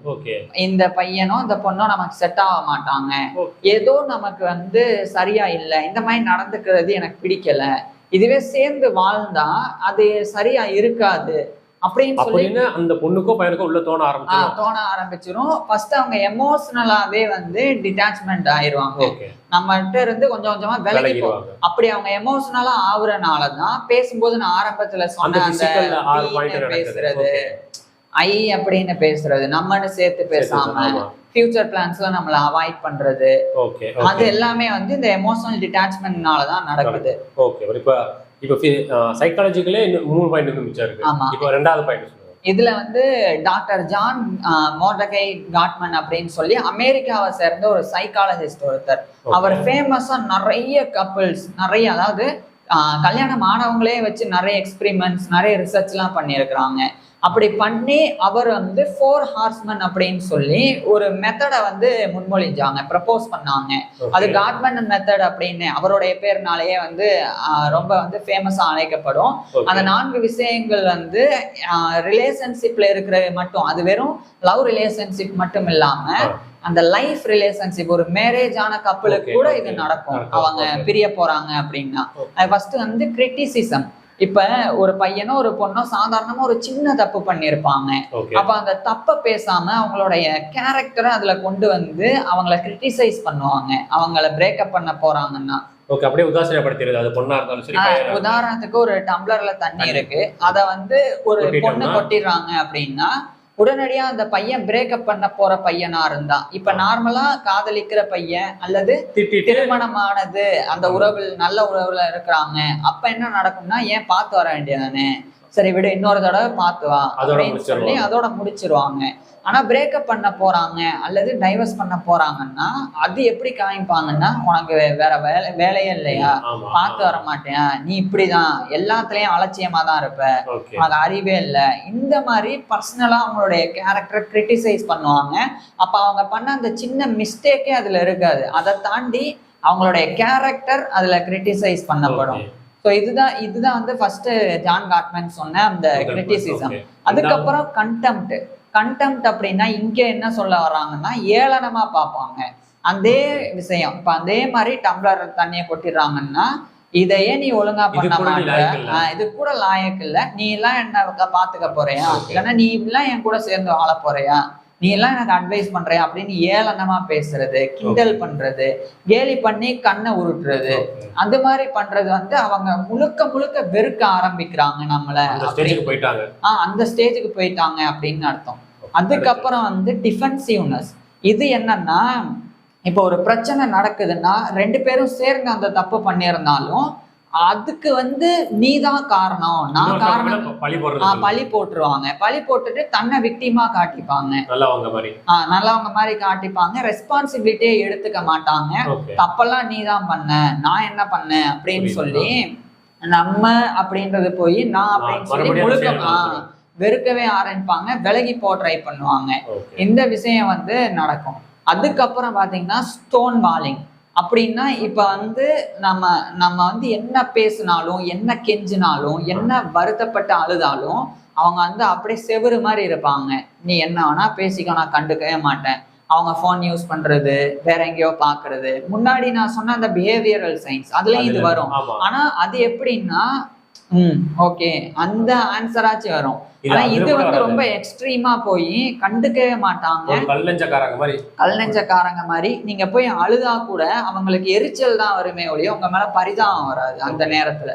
சோ அந்த அளவுக்கு வெறுக்க ஆரம்பிச்சிருவாங்க. இந்த 4 விஷயங்களை தான் டாக்டர் ஜான் மோர்டகை காட்மன் வந்து 4 ஹார்ஸ்மேன் மெத்தட் அப்படின்னு சொல்லி ப்ரப்போஸ் பண்ணி இருக்கிறாங்க. இதெல்லாம் ரொம்ப இம்பார்ட்டன்ட். ஏன்னா நான் ஏற்கனவே சொன்ன மாதிரி ஆயிரக்கணக்கான கப்பிள்ஸை வச்சு இது ரிசர்ச் பண்ணி எக்ஸ்பெரிமெண்ட்லாம் பண்ணி கண்டுபிடிச்சது. அதுக்கப்புறம் இது வந்து 8வது வந்துடும். 9வது வந்து cognitive dissonance and negative bias. இது என்னன்னா, இப்ப ஒரு பையன் வந்து ஒரு பொண்ணை வெறுக்க போறான் அப்படின்னா, அப்ப அந்த மனசுல அந்த எமோஷனல் டிட்டாச்மெண்ட் அதெல்லாம் நடக்க ஆரம்பிச்ச உடனே கொஞ்சம் கொஞ்சமா அந்த பையனுடைய மூளையில எந்த மாதிரியான ஒரு விஷயம் நடக்க ஆரம்பிக்கும்னா, அந்த பொண்ணு என்ன பண்ணாலும் தனக்கு எதிரா பண்ணுது அப்படின்ற அந்த எண்ணம் வரும். அந்த பையனே அப்படி நினைக்கலன்னா கூட அந்த எண்ணம் தானா வந்து உருவாகும். எது பண்ணாலுமே இப்ப உதாரணத்துக்கு ஒரு பையன் வந்து இருமுறான், அப்ப அந்த பொண்ணு வந்து தண்ணி கொண்டு வந்து கொடுக்குது அப்படின்னா, நீ வந்து தண்ணி கொண்டு வந்து கொடுத்து என்னை நக்கல் பண்ண பாக்குற, நான் இருமுறேன், நான் நோயாளின்னு நீ நினைக்கிறையா, என்னால அந்த தண்ணியை எடுத்துக்க முடியாதா அப்படின்னு சொல்லி அந்த சின்ன விஷயம்தான். ஆனா உண்மையிலேயே அந்த பொண்ணு பண்ணது வந்து தப்பா புரிஞ்சுப்பாங்க. கொண்டு போறதுன்றத அவங்களுக்கு அந்த மாதிரிதான் புரியும். ஏன்னா உளவியல் ரீதியா அவங்க இவங்களை வெறுக்க ஆரம்பிச்சிட்டாங்க, எப்படி வெளியே வர்றது அப்படின்னு தெரியாம போகுது. அப்ப காரணத்தை நம்மளுடைய மூளையை உருவாக்கும். அதுதான் இந்த விஷயம், அந்த cognitive dissonance and negative bias அப்படின்றது. இதே விஷயத்த வேற யாராவது பண்ணா தனக்கு ஹெல்ப் பண்றதா தான் மூளை அவங்களுக்கு சொல்லும். இதே தான் வெறுக்கிறவங்க பண்ணா அதை அப்படி சொல்லாம இது ஏதோ நம்மள ஏதோ பண்ண பாக்குறாங்க அப்படின்றதுதான் தோணும். ஸோ இதுதான் நடக்கும். இப்போ லாஸ்ட் பாயிண்ட் வரும். லாஸ்ட் வந்து இது வந்து டீகப்ளிங், அதாவது பிரிய போறாங்க அப்படின்ற போது அப்ப அவங்க வந்து இன்டர்டிபெண்டன்ஸா இருக்க மாட்டாங்க. அதாவது ஒரு விஷயத்த முன்னாடி எல்லாம் சேர்ந்து பண்ணணும், சேர்ந்து வந்து வாழணும், அப்படி இருந்தவங்க வந்து அவங்க இல்லாம வாழ முடியும்னு தானே யோசிக்க ஆரம்பிச்சிருவாங்க. தனக்குள்ளேயே வந்து ஒரு இடத்துக்கு போனேன். இப்போ உதாரணத்துக்கு ஒரு பையன் வந்து அந்த பொண்ணை கூட்டிட்டு காலேஜ் கொண்டு போய் விடுறான்னா, அந்த பையன் இல்லாமலே நம்ம எப்படி போறதுன்றத அந்த மனசே யோசிக்க ஆரம்பிச்சிடும். தானாவே மூளை யோசிச்சு தானா போறது, அந்த பையன் இல்லாத வாழ்க்கைய ஆரம்பத்துல இருந்தே உருவாக்க ஆரம்பிப்பாங்க. அப்ப இதை எப்படி தெரிஞ்சுக்கலாம்னா, நம்ம போறதுக்கு முன்னாடியே அவங்க முன்னாடியே போயிட்டு என்ன வெயிட் பண்ணிருக்கலாம்லன்னா ஏதாவது சாக்க சொல்லுவாங்க. இல்ல எனக்கு லேட் ஆயிருச்சு அதனாலதான் வந்துட்டேன், இல்ல அம்மா பார்த்துட்டே இருந்தாங்க வேற வழி இல்லை, இந்த மாதிரி அவாய்ட் பண்ண ஆரம்பிப்பாங்க. இப்ப நான் சொன்ன இந்த 10 விஷயங்களுமே வந்து 1 நாள் 2 நாள்ல எப்பயாவது ஒரு தடவை நடந்துரும். அது வந்து சந்தர்ப்ப சூழ்நிலையா இருக்கும். அதை நினைச்சு நம்மள பிரேக்கப் பண்றாங்கன்னு நினைச்சு வருத்தப்பட வேண்டிய அவசியம் இல்லை. ஆனா இது தொடர்ச்சியா நடக்குதுன்னா முன்கூட்டியே அவங்க பிரேக்கப் பண்ண போறாங்க அப்படின்றத புரிஞ்சுக்கணும். புரிஞ்சுக்கிட்டு அங்க இருந்து எந்த அளவுக்கு நம்ம விளங்குறோமோ அவ்வளவு நல்லது. அதுக்கு மாறா திரும்பி போய் கெஞ்சுறது, அழுவுறது, சென்டிமெண்டா பேசுறது, இதெல்லாம் வந்து அவங்களுக்கு இன்னும் எரிச்சலை தான் கொடுக்கும். ஏன்னா அவங்க உளவியல் ரீதியா பாதிக்கப்பட்டிருக்காங்க, நம்மளை வந்து வெறுக்க ஆரம்பிச்சிருக்கிறாங்க. அப்படி இருக்கும்போது ஒரே நாள்ல நீங்க போய் பேசுறனாலயோ மிரட்டுறனாலயோ வற்புறுத்துறனாலயோ எதுவுமே நடக்காது. அவங்க அதுல ஸ்ட்ராங்கா இருப்பாங்க. அதுக்கு மாறா நீங்க விலகி வந்து நீங்க உங்க வேலையை பார்க்க ஆரம்பிச்சுட்டா கொஞ்சம் அது வந்து நம்ம தனியா இன்னொரு வீடியோல கூட பேசுவோம். இப்போதைக்கு இதெல்லாம் வந்து இந்த 10 சிம்டம்ஸ், அந்த 10 சைன்ஸ் வந்து ஃபர்ஸ்ட் வந்து பிராக்டிகல் பிஹேவியரல் சயின்ஸ்ல 6, சைக்கலாஜிக்கல் பெர்ஸ்பெக்டிவ்ல 4. இதுல வந்து மேக்சிமம் ஒரு 7-8 இருந்தாலே கண்டிப்பா பிரேக்கப் நடக்க போகுது அப்படின்னு முன்கூட்டியே தெரிஞ்சுக்கலாம். ஓகே, இப்போ இந்த பிரேக்கப் பத்தி நம்ம தெரிஞ்சுக்கிட்டோம். ஒரு 10 பாயிண்ட்ஸ் வந்து தெரிஞ்சுக்கிட்டோம். ஆல்ரெடி பிரேக்கப் ஆகியிருக்கும், சில பேர்த்துக்கு ஆகியிருக்கலாம். ஸோ அவங்களுக்கு இந்த மாதிரி ஏதோ 2-3 பாயிண்ட் இல்லை, ஆல்ரெடி 5 பாயிண்ட்டுக்கு மேலே இருக்கும் கண்டிப்பா. ஸோ அந்த மாதிரி நடந்திருக்கு அப்படின்னு சொன்னா கமெண்ட் பண்ணுங்க. ஆமா, உங்களுக்கு பிரேக்கப் நடக்கிறதுக்கு முன்னாடி, அதாவது இதை பாக்குறவங்களுக்கு பிரேக்கப் நடந்தவங்க பார்த்தா உங்களுக்கு இதுல வந்து என்னெல்லாம் வந்து ஒத்து போச்சு, இதெல்லாம் எனக்கு நடந்துச்சு அப்படின்றத சொல்லுங்க. உங்களுக்கு அடிஷ்னலா ஏதாவது பாயிண்ட்ஸ் இருந்தாலும் இதுவும் நடக்கும் என்ன சேர்த்து அதையும் நீங்க வந்து கமெண்ட் பண்ணலாம். படிக்கிறவங்க மற்றவங்க வந்து தெரிஞ்சுப்பாங்க. இல்ல பர்சனல் அப்படின்னு நினைச்சா நீங்க பண்ண வேணாம். ஒரு மனுஷனுக்கு எவ்வளவோ அடி விழுக்கும், ஆனா எல்லா அடியிலையும் அந்த மனுஷன் அடிச்சு பறந்து மேல வந்து நெக்ஸ்ட் லெவல் போயிருவேன். பட் இந்த ஒரு அடி விழுந்துச்சுன்னா மட்டும் வீட்டுல ஒரு ஓரமா கூனி குருவி உட்கார்ற அளவுக்கு அடி விழுகும். அதுதான் பிரேக்கப். அந்த பிரேக்கப் எத்தனையோ பேத்துக்கு நடந்திருக்கு. அந்த பிரேக்கப்கான சைக்காலஜிக்கல் ரீசன்ஸ்லாம் என்னன்னு நம்ம ப்ரோட்ட கேட்டு தெரிஞ்சுக்க போறோம். அதெல்லாம் உண்மையா இல்ல எதனால பிரேக்கப்லாம் நடக்குதுன்னு பார்க்க போறோம். ஏன் சிரிக்கிறீங்க? புரியல. என்னது சிரிப்பா? ஏங்க நான் எவ்வளவு சீரியஸா ஃபீல் பண்ணிக்கிட்டு இருக்கேன் வாழ்க்கையில. அப்ப பிரேக்கப் எனக்கும் நடந்திருக்கும். நான் எதனால பிரேக்கப் பண்ணேன்னு இந்த வீடியோல தெரிஞ்சுக்க போறேன். நீங்க சொல்றீங்க எதனால ப்ரோ பிரேக்கப்லாம் நடக்குது? பிரேக்கப் நடக்கிறதுக்கு சில சைக்கலாஜிக்கல் ரீசன்ஸ் இருக்கு. அதுல ரொம்ப இம்பாக்ட்ஃபுல்லான ஒரு 10 பாயிண்ட்ஸை மட்டும் இதுல பார்க்கலாம். ஓகே. ஃபர்ஸ்ட் வந்து அட்டாச்மெண்ட் ஸ்டைல் இன்கம்பேட்டபிலிட்டி. அதாவது சின்ன வயசுல இருந்தே வளர்ந்த விதம். சைல்ட்ஹுட்ல ஒரு ஆண் ஒரு மாதிரியும் ஒரு பெண் ஒரு மாதிரியும் வளர்ந்துருக்கலாம். அவங்க 2 பேரும் லவ் பண்ண ஆரம்பிக்கும் போது ஆரம்பத்துல நல்லா தான் இருக்கும். ஆனா போக போக அவங்களுடைய வளர்ந்த விதத்துக்கும் அவங்களுடைய அந்த அட்டாச்மெண்ட்டுக்கும் வந்து வேற மாதிரி இருக்கும். ஒரு சிலர் வந்து இந்த ஒரு ரிலேஷன்ஷிப் வந்து முடிஞ்சிடக்கூடாது அப்படின்னு சொல்லியே பயத்துல அன்பு காட்டுவாங்க. இன்னொரு சிலர் வந்து விலகி இருப்பாங்க, ஆனா அவங்களுக்கும் வந்து அன்பு இருக்கும். அப்ப 2 பேத்துக்கும் அன்பு இருக்கும், பட் எக்ஸ்போஸ் பண்ற விதம் வந்து இது ஒரு விதமா இருக்கும், இது ஒரு விதமா இருக்கும். உதாரணத்துக்கு ஒரு பொண்ணு, அந்த பொண்ணு வந்து ஆங்ஸியஸ் மைண்ட் செட்னு வச்சுக்கோம். ஒரு பையன் வந்து அவாய்டன்ட் அப்படின்னு வச்சுக்கோம். ஆங்ஸியஸ் அப்படின்னா அந்த பதற்றத்தோடவே நம்ம போன் பண்றோம், ஒரு தடவை எடுக்கலன்னா கூட ஏன் எடுக்கல, ஒருவேளை வேற யாரு பொண்ணு கூடயாவது பேசிட்டு இருக்கானோ, அந்த மாதிரி நடக்க ஆரம்பிக்குதுன்னா அவங்களுக்கு வந்து ஒரு பயம் இருக்கும். ஆனா பயம் கலந்த அன்பு, நம்மளை விட்டு போயிடக்கூடாதுன்றது. அதுவே இன்னொரு பக்கம் பார்த்தா அவாய்டன்ட், அதாவது ரொம்ப அன்பு காட்டுறது, ரொம்ப நெருங்கி வர்றது, எல்லா விஷயத்திலையும் கேர் பண்றது வந்து அந்த பையனுக்கு பிடிக்காம இருக்கலாம். அந்த மாதிரி உள்ளவங்க தான் அவாய்டன்ட் கேரக்டர். அதாவது யாரோடைய கண்ட்ரோல்லையும் இல்லாம தான் தனியா இருக்கணும், லவ் இருக்கணும், ஆனா எனக்குன்னு ஒரு பர்சனல் ஸ்பேஸ் இருக்கு, அதுக்குள்ள வந்து நுழையக்கூடாது, நான் என்ன பண்றேன் எது பண்றேன்னு கேட்க கூடாது. அது கேட்கலைன்னா என்னை கேர் பண்ண மாட்டேன்றாங்க, கேட்டா இப்படின்றீங்க. அவாய்டன்ட் கேரக்டர் வந்து அந்த மாதிரி கேட்க மாட்டாங்க.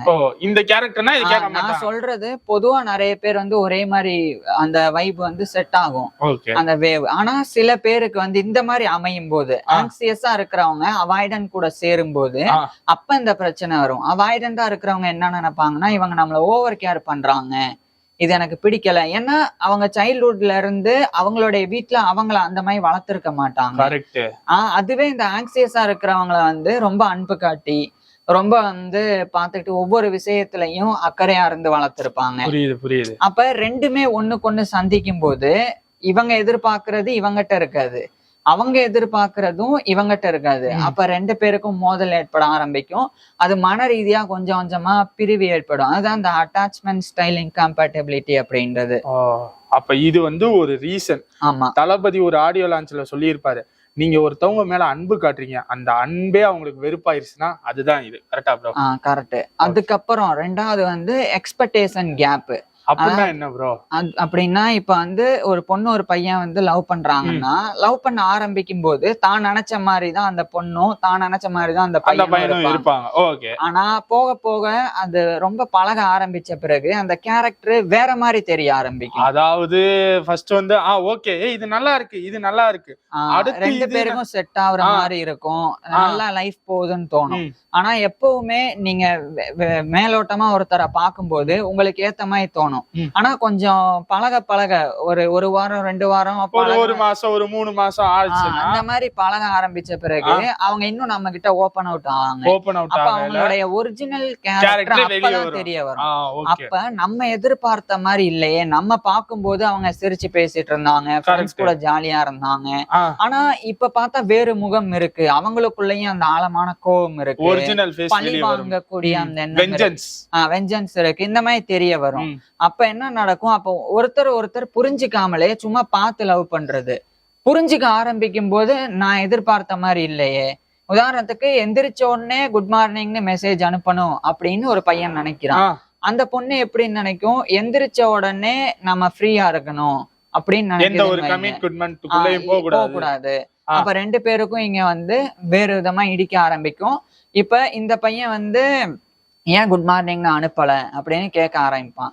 அந்த பொண்ணு வந்து நம்ம ஃப்ரீடமா விட்டுருவான் அந்த பையன்னு பார்த்தா என்ன கேள்வி கேட்கிறான். அப்ப 2 பேரு வேறு விதமா எதிர்பார்த்திருப்பாங்க. அந்த எதிர்பார்ப்புக்கு ஏத்த மாதிரி இது நடக்காது. அப்ப இந்த எக்ஸ்பெக்டேஷன் கேப் வந்து கொஞ்சம் கொஞ்சமா உளவியல் ரீதியா அவங்க பிரிய ஆரம்பிச்சிருவாங்க. அது வந்து இந்த இடத்துல வந்து ஆரம்பிச்ச புதுசுல நீ ஜிஎம் அனுப்புனேனா அதுக்கப்புறமும் நீ ஜிஎம் அனுப்பு, ஜிஎம் அனுப்பலன்னு சண்டை ஓடாத, சண்டை ஓட்டேனா பிரேக்கப். ஆமா, அவ்வளவுதான். அதுக்கப்புறம் emotional burn out and lack of reciprocity அப்படின்னு ஒண்ணு. பிரேக்கப்புக்கு இவ்வளவு பெரிய டைட்டிலா? ஆமா, எமோஷனல் பர்ன் அவுட்னா இப்ப ஒருத்தர் தரப்புல இருந்து அதிகமான லவ் வரும், ஆனா இன்னொருத்தர் தரப்புல இருந்து அந்த லவ் வந்தா அதுக்கு ரியாக்ஷன் மட்டும் வரும். உதாரணத்துக்கு ஒரு பொண்ணு ஒரு பையனை துரத்தி பயங்கரமா லவ் பண்ணுது, மெசேஜ் பண்ணுது, நீ என்ன பண்ண, சாப்பிட்டியா, தூங்குனையா, ரொம்ப கேரிங்கா இருக்கு.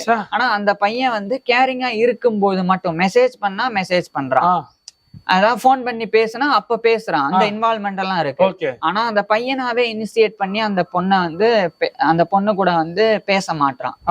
அந்த மாதிரி நடக்கும்போது கொஞ்சம் கொஞ்சமா என்ன நடக்க ஆரம்பிக்கும்னா, நான் தான் அதிகமா வந்து லவ் காட்டுற மாதிரி இருக்கு, அந்த சைட்ல இருந்து எனக்கு லவ்வே வர, ஆப்போசிட் சைட்ல இருந்து லவ் இல்ல, நான் மட்டும் தான் உன்னை லவ் பண்றேன், நீ என்ன லவ் பண்ணல, அந்த மாதிரி ஒரு ஃபீல் வர ஆரம்பிக்கும். அப்ப ஆட்டோமேட்டிக்கா மைண்ட் என்ன சொல்ல ஆரம்பிச்சிரும்னா, இந்த மாதிரி ஆள் கூட நம்ம இருக்கிறது வந்து ரொம்ப மோசமான ஒரு விஷயம்.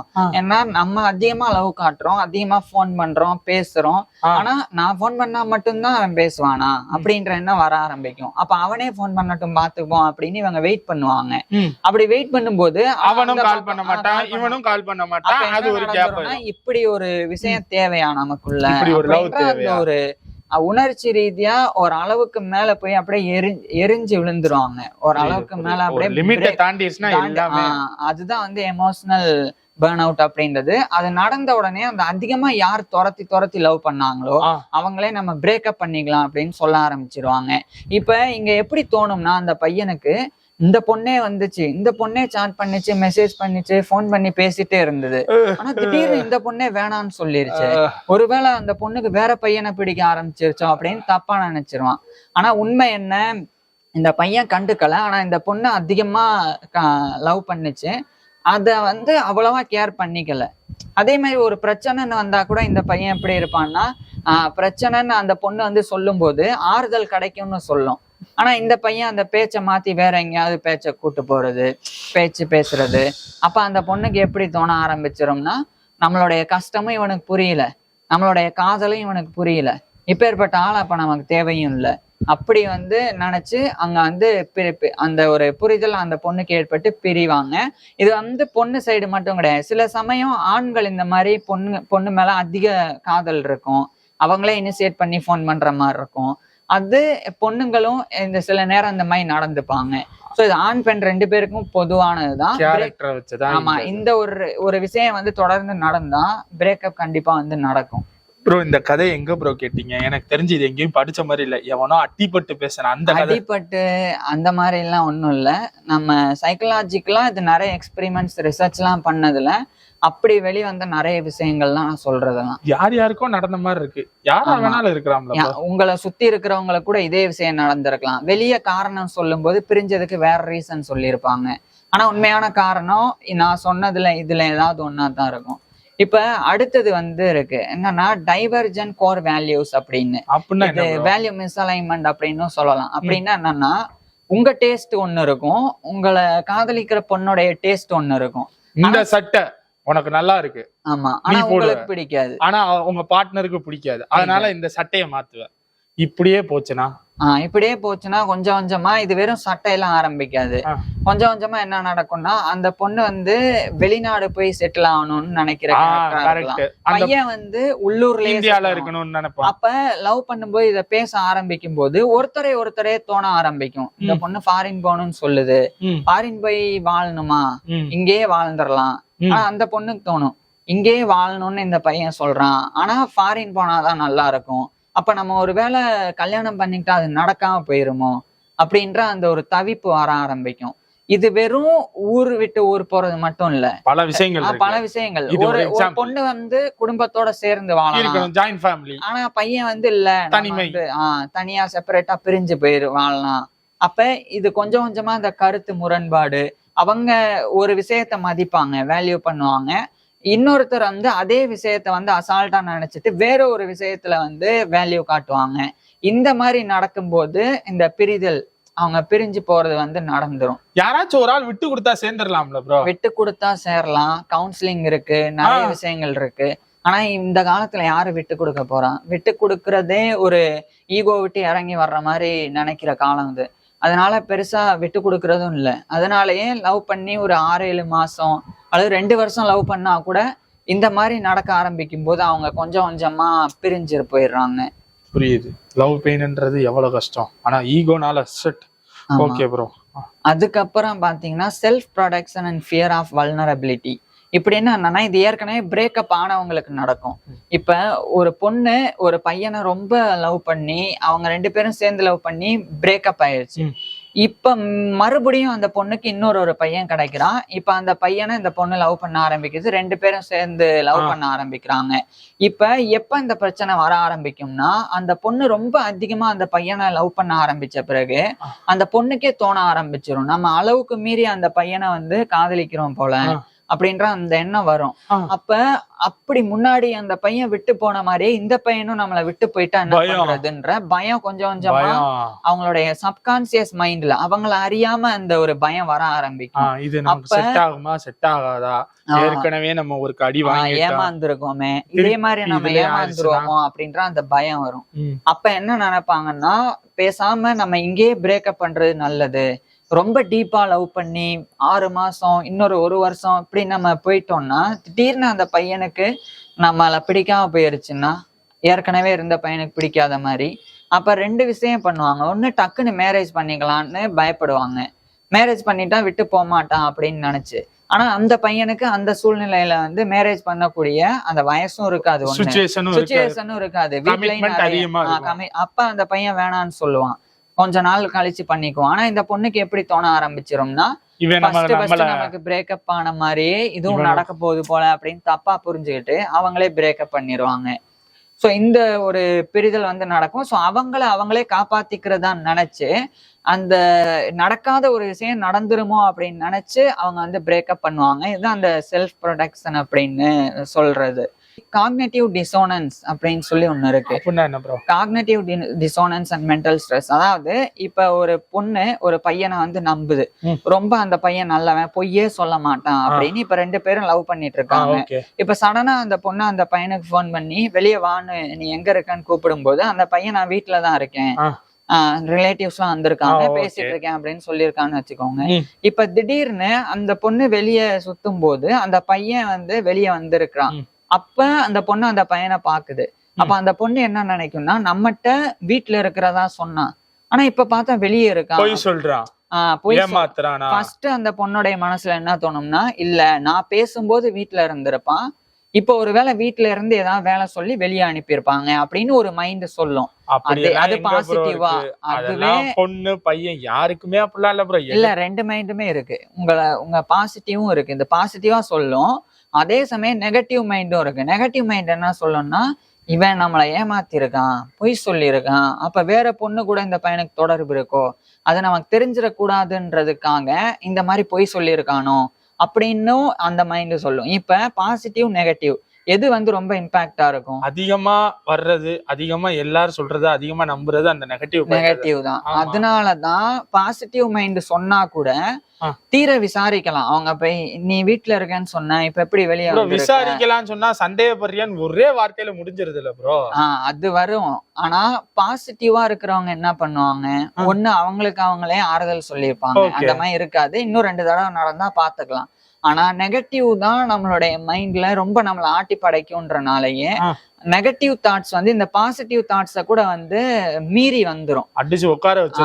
அப்ப அவங்ககிட்ட போய் கேக்குறது விசாரிக்கிறது எல்லாம் இருக்காது, தானா முடிவெடுக்கிறது. இந்த பையன் இப்படிதான்.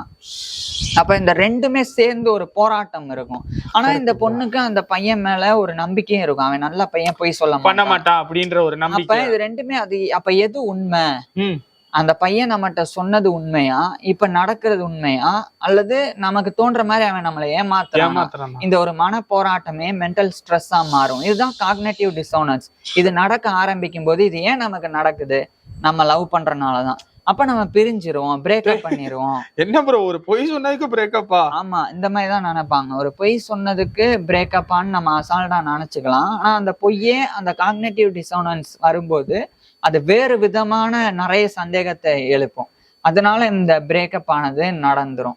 இது ஒரு டைம் 2 டைம்னா பரவாயில்ல. அடிக்கடி இந்த மாதிரி நடக்கும்போது அது இன்னும் ரொம்ப இம்பாக்ட்ஃபுல்லா இருந்து நம்ம பேசாம பிரிஞ்சிருவோம் அப்படின்ற அந்த மனநிலைக்கே வந்துரும். அதுக்கு பேசாம சேராமலே இருந்திருக்கலாம்ல. சேர்ந்தா தானங்க பிரச்சனை, சேராமலே போங்கன்னு போக வேண்டியதானே. அது லவ் பண்ண ஆரம்பிக்கும் போது தெரியாதுல்ல, அடிப்பட்டாதான் தெரியும், உள்ள வந்தாதான்டா உனக்கு இது என்னன்னு தெரியும். அதுக்கப்புறம் லாஸ் ஆஃப் இண்டிவிஜுவாலிட்டி, இது உங்களுக்கே தெரியும். என்னது ப்ரோ லாஸ் ஆஃப் இண்டிவிஜுவாலிட்டி அப்படின்னா, இப்ப 2 பேர் லவ் பண்ண ஆரம்பிக்கும் போது ஒருத்தருக்காக இன்னொருத்தர் மாற ஆரம்பிக்கிறது.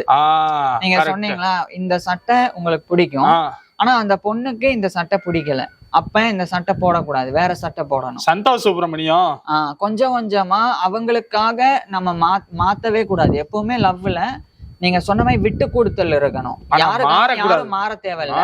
2 பேரும் அவங்களுடைய பர்சனல் ஸ்பேஸ் இருந்தாலும் சேர்ந்து வாழணும், அந்த மாதிரி இருக்கணும். ஆனா ஒருத்தருக்காக இன்னொருத்தர் மாற ஆரம்பிக்கும் போது ஒரு கட்டத்துக்கு மேல நமக்கு பிடிச்சது எதுவுமே நம்ம கையில இல்ல. அப்ப இந்த பொண்ணை தவிர அந்த பையனை எதுக்குன்ற ஒரு சலிப்பு. அப்ப வாழ்க்கை முழுக்க இப்படிதான் இருக்க போதா, நம்ம பிடிச்சது நம்ம கிடைக்காமலே போயிருமோ, அந்த நிலைமை வரும்போது அவங்க கண்டிப்பா கொஞ்சம் கொஞ்சமா பிரிஞ்சிடலாம் அப்படின்னு முடிவு செய்வாங்க. அப்ப அவங்களோட இண்டிவிஜுவாலிட்டியை மீட்டெடுக்கிறதுக்காக பிரேக்கப் தான் ஒரே வழி அப்படின்னு சொல்லி அவங்க பிரிஞ்சிருவாங்க. ஸோ இதுவும் சைக்கலாஜிக்கலா பிரேக்கப் ஆகுறதுக்கு உண்டான ஒரு இம்பார்ட்டன்டான ரீசன். நீங்களா இருங்க, அவரா இருக்க விடுங்க, 2 பேரும் சேர்ந்து நல்லா இருங்க. இது இந்த பாயிண்ட். இவனுக்காக நீ மாறு, இவனுக்காக நீ மாறுன்னு யாரும் சொல்லாதீங்க, அவ்வளவுதான். இப்படி நடந்தா எப்ப ஒருத்தர் இன்னொருத்தரை டாமினேட் பண்ணி எனக்காக நீ மாறணும் அப்படின்னு சொல்ல ஆரம்பிச்சாங்களோ அப்பவே அவங்க பிரிய ஆரம்பிச்சிடுறாங்க. ஒண்ணு அது லவ்வே இல்ல. அவங்க இன்ஃபேக்ட் சொல்ல போனா, இப்ப ஒரு பொண்ணுகிட்ட போய் நீ இப்படி சேலை கட்டு, சட்டை போடு, இந்த மாதிரி சொல்ல ஆரம்பிக்கும் போது ஆரம்பத்துல நல்லா இருக்கும், கேட்பாங்க. போக போக போக அவங்களே உணர்ந்து நம்மளை விட்டு பிரிஞ்சு போயிருவாங்க. புரியுது.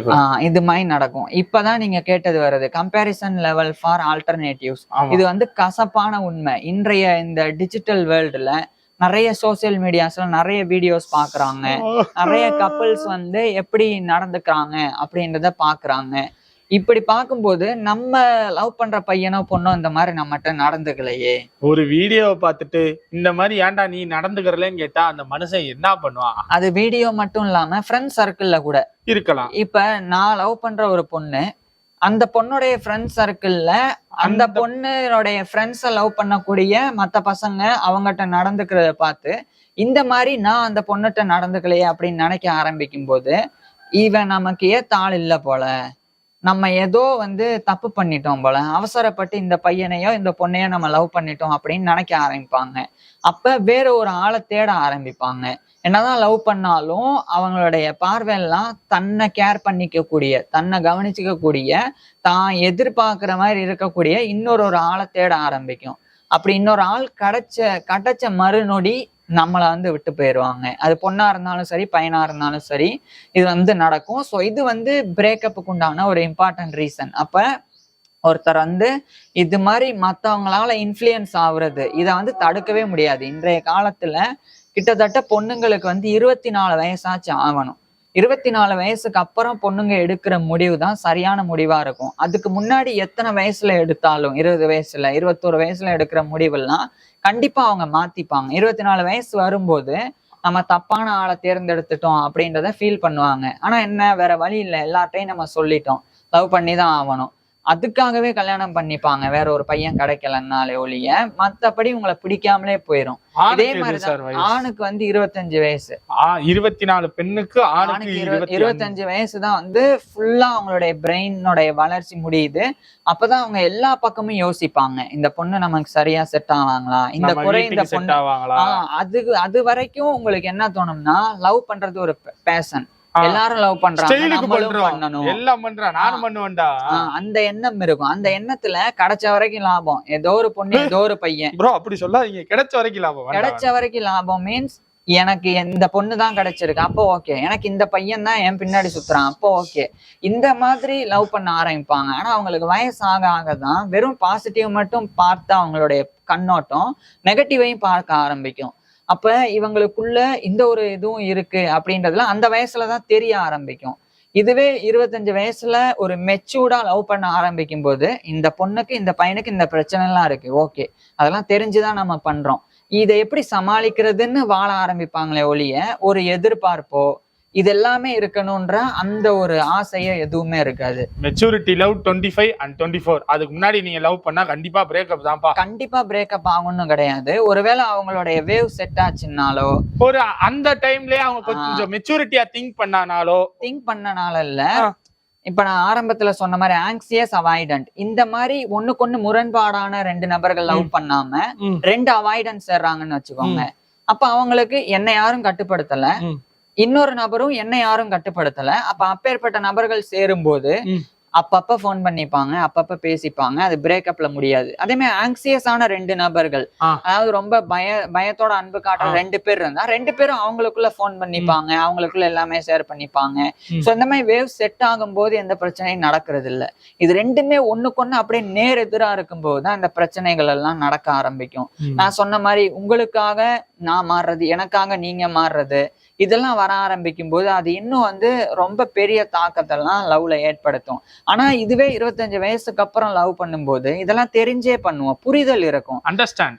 எனக்கு இந்த சட்டை பிடிக்கல, ஆனா நீ பிடிக்கும்னு சொல்ற, ஆனா எனக்கு பிடிக்கலன்னு சொல்ற அந்த தைரியம் இருக்கும். அப்ப அந்த சரி உனக்கு பிடிக்கலன்னா விட்டு பாத்துக்கலாம், உனக்கு பிடிச்சத நீ போடு. ஆனா அதுவே சின்ன பொண்ணா இருந்தா அது எப்படிடா நீ சொல்லி நான் சொல்லி நீ கேட்க மாட்ட, இப்பவே நீ கேட்க மாட்ட, அப்புறம் எப்ப கேப்ப? உங்களுக்கு புரியுதா? அதாவது ஒரு மெச்சூர்ட் ஆகாத ஒரு பிரெயின் இருக்கும்போது எப்படி எண்ணம் இருக்கும்னா, ஒரு சட்ட விஷயத்திலே என்ன கேட்க மாட்டேன், நான் சொல்லி கேட்க மாட்டேன், அப்புறம் நீ பெரிய விஷயங்கள்லாம் எப்படி நான் சொல்லி கேட்ப? ஆனா இதே பெரிய பொண்ணா இருந்தா சட்ட விஷயம் தானே, பாத்துக்கலாம், அந்த ஒரு அதுதான்.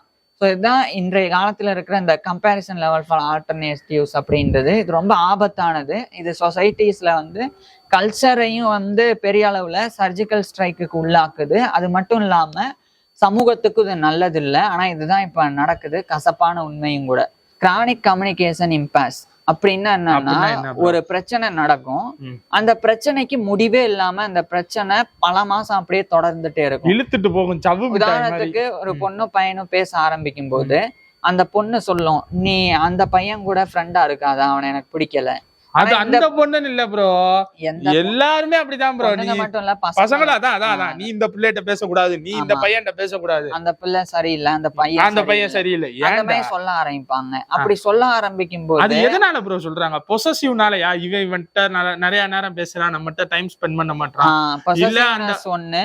இன்னொன்னு என்னன்னா, அந்த பையனை பத்தி இந்த பொண்ணுக்கு வேறு விதமா தப்பான இதுல தெரிஞ்சிருக்கு, அப்ப அந்த பையன் இவனையும் கெடுத்துருவானோ. ஓ ஓகே ஓகே. அதே மாதிரி இப்போ ஒரு பொண்ணு இருக்கு, அந்த பொண்ணு நிறைய பசங்களை பாக்குதுன்னு வச்சுக்கோங்க. ஓகே. அந்த பொண்ணு கூட நம்மளுடைய காதலி வந்து இருக்காங்க அப்படின்னா, இந்த பொண்ணு கூட சுத்தாத, இந்த பொண்ணு நிறைய கெடுத்துரும். பசங்க பின்னாடி சுத்தும், அந்த ஒரு பயம் வரும். அப்ப ஏன் ஆளும் அந்த மாதிரி போயிருமோ, தப்பு. ஓகே. தப்பா. இது கூட ஒரு முக்கியமான ரீசன். இப்படி சொல்ல ஆரம்பிக்கும் போது பையன் என்ன சொல்லுவான், அவன் சின்ன வயசுல இருந்து எனக்கு ஃப்ரெண்டு, நான் எப்படி விட முடியும், எனக்கு தெரியாதாடா என் ஃப்ரெண்ட பத்தி தான் வரும். அப்ப அந்த பொண்ணு என்ன சொல்லும், அப்படியா அவன் முக்கியமா நான் முக்கியமா, எது கூட எதடா கம்பேர் அந்த பண்றீங்க? மாதிரி நடக்குது. நடக்குது. இப்படி நடக்க ஆரம்பிக்கும் போது என்ன நடக்கும்னா, முடிவே இருக்காது. அவனும் ஃப்ரெண்ட விட்டு கொடுக்க மாட்டான், இவங்களும் லவ் விட்டு கொடுக்க மாட்டாங்க. இப்படியே தொடரும் போது ஓரளவுக்கு மேல அத பத்தி ஏன் பேசிட்டு, நம்ம பேசினாலே அத பத்தி தான் பேச சண்டை வருது, அதை ஏன் பேசணும் அப்படின்னு விடுவாங்க. ஸ்கிப் பண்ணிடுவாங்க. கொஞ்சம் கொஞ்சமா அதை ஸ்கிப் பண்றது மட்டும் இல்லாம பேச்சே முழுசா வந்து நிறுத்த ஆரம்பிப்பாங்க. அப்படியே ஸ்லோ ஆகும். அப்படியே அந்த நேரத்துல ஏதோ ஒரு பையனோ பொண்ணோ புதுசா உள்ள வரலாம், ஆறுதல் கொடுக்க வரேன்ட்டு அப்படியே மைண்ட் மாறும். இவன் நமக்கு நல்லா இருக்கே, இவன் நமக்கு நல்லா இருக்கே, அப்ப ஆட்டோமேட்டிக்கா இங்கேயும் வந்து பிரேக்கப் நடந்துரும். இதெல்லாம் இருந்தாலும் அடுத்தது லாஸ்ட் 4 ஹார்ஸ்மன். இதை வந்து டாக்டர் ஜான் மோர்டகை காட்மன் அப்படின்ற அமெரிக்காவை சேர்ந்த ஒரு சைக்காலஜிஸ்ட் ப்ரப்போஸ் பண்ணியிருக்கிறாங்க. ப்ரப்போஸ் பண்ணாங்களா? அதாவது ப்ரப்போஸ் பண்ணாங்கன்னா இந்த ஒரு கோட்பாடு மாதிரி, இந்த ஒரு பிரின்சிபலை இவர் வந்து சொல்லியிருக்காங்க. இதுல 4 விஷயங்கள் இருக்கு. ஆமா, இத வந்து எக்கச்சக்கமான கப்பிள்ஸை வச்சு நிறைய எக்ஸ்பெரிமெண்ட்ஸ் ரிசர்ச் எல்லாம் பண்ணி இத வந்து ப்ரூவ் பண்ணியிருக்கிறாங்க. முதல் விஷயம் என்னன்னா கிரிட்டிசிசம். இப்ப ஒரு ரிலேஷன்ஷிப்ல இருக்கும்போது ஒருத்தர், இப்ப உதாரணத்துக்கு ஒரு பொண்ணு போய் சுவிட்ச போடணும், ஃபேன் சுவிட்ச போடுறதுக்கு பதிலா லைட் சுவிட்ச போட்டுட்டாங்க அப்படின்னா, அப்ப இத சாதாரணமா ஒரு பையன் வந்து எப்படி அப்ரோச் பண்ணுவாங்கன்னா, இந்த சுவிட்ச போடணும் நீ மாத்தி போட்டுட்ட, அவ்வளவுதான், இது ஒரு சின்ன மிஸ்டேக் தான். ஆனா இது கூட உனக்கு தெரியல, அறிவே இல்ல, இந்த மாதிரி பேச ஆரம்பிப்பாங்க. இந்த ஒரு சுவிட்ச் போடலன்றதுக்கு அறிவே இல்லன்ற லெவலுக்கு அந்த மாதிரி பேச ஆரம்பிப்பாங்க. இப்படி பேச ஆரம்பிக்கிறாங்கன்னா அந்த பையனுக்கு அந்த பொண்ணு மேல சுத்தமா விருப்பம் இல்ல, பிடிக்காம போயிருச்சு அப்படின்னு காண்டு வரும். அதாவது பொண்ண வந்து பையன் பேசுறான், ஆமா, பொண்ணு வந்து சுவிட்ச மாத்தி போட்டுருச்சு, அப்ப பையன் வந்து பொண்ணு அந்த மாதிரி பேசுறான். அப்படி பேசும்போது அந்த பையனுக்கு அந்த பொண்ணை பிடிக்கலன்னு அர்த்தம். அதனாலதான் இந்த மாதிரி ஒரு கிரிட்டிசிசம் வருது. சோ இது என்ன நடக்குதுன்னா, அந்த மிஸ்டேக்கை மட்டும் சுட்டி காட்டுறது இல்லாம அந்த பொண்ணோடைய கேரக்டரையே அசாசினேட் பண்றது. உனக்கு அறிவே இல்லை, நீ இப்படிதான், ஒண்ணு சொன்னா இன்னொன்னு பண்ணுவ அப்படின்னு பேசுறது. அப்ப அந்த பொண்ணுக்கும் இந்த பையன் மேல கொஞ்சம் கொஞ்சமா வெறுப்பு வர ஆரம்பிச்சிரும். இப்ப மியூச்சுவலாவே பிரேக்கப் நடந்துரும் இந்த இடத்துல. சோ இது வந்து கிரிட்டிசிசம் அப்படின்னு ஜான் காட்மன் சொல்றாங்க. அதுக்கப்புறம் கண்டெம்ப்ட் அப்படின்னா, இப்ப இந்த மாதிரி இதே சூழ்நிலையை எடுத்துக்குவோம், சுவிட்சை வந்து மாத்தி போடுறாங்க. இப்ப என்ன பண்ணுவாங்கன்னா, இதையே நீ சரியா பண்ண மாட்ற, நீ எல்லாம் எனக்கு அட்வைஸ் பண்ற, நீ எல்லாம் என்ன பாத்துக்க போற, இப்படி இவங்க பெருந்தன்மையாவும் அவங்கள டாமினன்ட்டாவும் பேசுறது, அவங்கள வந்து ஒரு மாதிரி பயங்கரமா வந்து எகத்தாளமாவும் பேசுறது, நக்கல் பண்றது, கண்ணை உருட்டுறது, இந்த மாதிரி எல்லாம் பண்ணுவாங்க. இந்த மாதிரி பண்ணும் போதும் அவங்களுக்கு வந்து அவங்கள பிடிக்கல, அதனாலதான் இப்படி பண்றாங்கன்னு அர்த்தமாயிரும். இவங்க இப்படி பண்றதை பார்த்து அந்த பொண்ணுக்கே இந்த பையனையும் பிடிக்காம போகும். இங்கேயும் வந்து கூடிய சீக்கிரம் பிரேக்கப் நடந்துரும் அப்படின்னு அர்த்தம். இது வந்து லவ் ரிலேஷன்ஷிப்பா இருந்தா, ஒருவேளை 2 பேருக்கும் மேரேஜ் ஆயிருந்தா அது டிவோர்ஸ்ல முடிஞ்சிரும். சோ இந்த மாதிரி அப்ளிகபிள் தான். அதுதான் வந்து ஜான் காட்மன் வந்து மேரேஜ் ஆன கப்பிள்ஸையும் வச்சுதான் இந்த எக்ஸ்பெரிமெண்ட் எல்லாம் பண்ணியிருக்காங்க. அதுக்கப்புறம் இந்த மாதிரி ரிசர்ச்ல 3ஆவதா இவர் சொல்றது டிஃபென்சிவ்னஸ். இப்ப ஒரு தப்பு நடக்குதுன்னா அந்த தப்பை 2 பேரும் ஏத்துக்கணும். அப்படி இல்லாம ஒருத்தர் மட்டும் அந்த தப்பை ஏத்துக்கிட்டு இன்னொருத்தர் மேல அந்த இதை வந்து, அதாவது ஒருத்தர் தப்பை ஏத்துக்காம இன்னொருத்தர் மேல ரெஸ்பான்சிபிலிட்டியை போடுறது, அதாவது அவங்கள ப்ளேம் பண்ணிடுறது. ஆமா, நீதான் எல்லாத்துக்கும் நான் வந்து ஒண்ணும் பண்ணல அப்படின்னு, ஒன்னால நானும் பாதிக்கப்பட்டேன்னு விக்டிம் கார்டு வந்து பிளே பண்ணுவாங்க ஒரு பக்கம். இன்னொரு பக்கம் ரெஸ்பான்சிபிலிட்டியை தூக்கி அவங்களுடைய பார்ட்னர் மேல போடுவாங்க. இந்த மாதிரி நடக்குதுனாலும் பிரேக்கப் நடக்க போகுது. ஏன்னா இதெல்லாம் வந்து காரணம், அவங்கள பிடிக்கல அப்படின்றது அவங்களாலையும் அதை வந்து உணர முடியும். அது கூடிய சீக்கிரம் வந்து பிரிஞ்சிருவாங்க. இது வந்து டிஃபென்சிவ்னஸ். கடைசியா வந்து ஸ்டோன் வாலிங். ஸ்டோன் வாலிங் அப்படின்னா, இப்ப போய் ஒருத்தர் வந்து ஒரு பொண்ணு பொண்ணுட்ட வந்து பேசுறாங்க. ஓகே பேசும்போது அவங்க கண்டுக்கவே மாட்றாங்க, போன் யூஸ் பண்றாங்க, வேற எங்கேயோ போய் ஓகே ஓகே பாக்குறாங்க. ஓகே புரியுது அந்த புரியுது. மாதிரி அவாய்ட் பண்றது. அவாய்ட் பண்றதுன்றதை விட ஒரு மனுஷன் நிக்கிறதையே வேணும்னே கவனிக்காம இருக்கிற மாதிரி வேண்டா வெறுப்பா பண்றது. அந்த மாதிரி பண்றாங்க அப்படின்னா அவங்களுக்கு கொஞ்சம் கொஞ்சமா அவங்கள பிடிக்காம போயிருச்சு அப்படின்னு அர்த்தம். இப்ப இந்த பொண்ணு இப்படி பண்றதை பார்த்து இந்த பையனுக்கும் கொஞ்ச நேரத்துல வந்து வெறுப்பு வர ஆரம்பிச்சிடும். அப்ப ஆட்டோமேட்டிக்கா அங்கேயும் வந்து பிரேக்கப் நடக்கும். சோ இந்த விஷயங்கள் எல்லாம் இப்ப நான் சொன்ன 10 விஷயங்கள் 10ஆவதுல மட்டும் 4 கொடுத்திருக்கேன். இப்ப இந்த 10 விஷயங்களுமே பிரேக்கப் ஆன எல்லாருக்குமே வந்து இதுல 10ல ஏதாவது ஒன்னாச்சு நடந்திருக்கும். உங்களுக்கு பிரேக்கப் ஆச்சுன்னா இந்த 10ல ஏதாச்சும் ஒரு மெயின் ரீசனா இருக்கும். ஆனா அவங்களுக்கே அது புரிஞ்சிருக்காது. உதாரணத்துக்கு ஒரு பொண்ணை வந்து விரும்பி இருக்கும், அந்த பொண்ணு பயங்கரமா போன் பண்ணி பேசியிருக்கோம், மெசேஜ் எல்லாம் பண்ணிருக்கோம், ஆனா அந்த பொண்ணே வந்து வேணான்னு சொல்லிட்டு போயிருக்கும். இப்ப பசங்க என்ன நினைப்பாங்க அப்படின்னா, இப்ப இந்த பொண்ணு பின்னாடி வேற யாரோ பையன் வந்துட்டான் போல, அல்லது இந்த பொண்ணுக்கு வேற பையனை பிடிச்சிருச்சு போல, அதனால இப்படி பண்றாங்க அப்படின்னு நினைப்பான். ஆனா உண்மை என்ன, அங்க வந்து எமோஷனல் அந்த பர்ன் அவுட் நடந்திருக்கும். அவங்க அதிகமா அன்பு காட்டி இந்த பக்கம் இருந்து அன்பே வரல, அப்ப நான் ஏன் காட்டணும் அப்படின்னு ஒரு நேரத்துல வந்து அப்படியே பிளாஸ்ட் ஆகி அந்த ரிலேஷன்ஷிப்பே பிரேக்கப் பண்ணுவாங்க.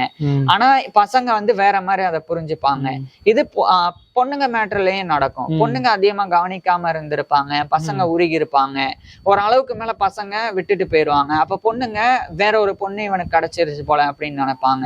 சோ இந்த மாதிரி நான் சொன்ன 10 விஷயங்கள்ல ஏதாவது ஒன்னாச்சு பிரேக்கப்புக்கு கண்டிப்பா ரீசனா இருக்கும்.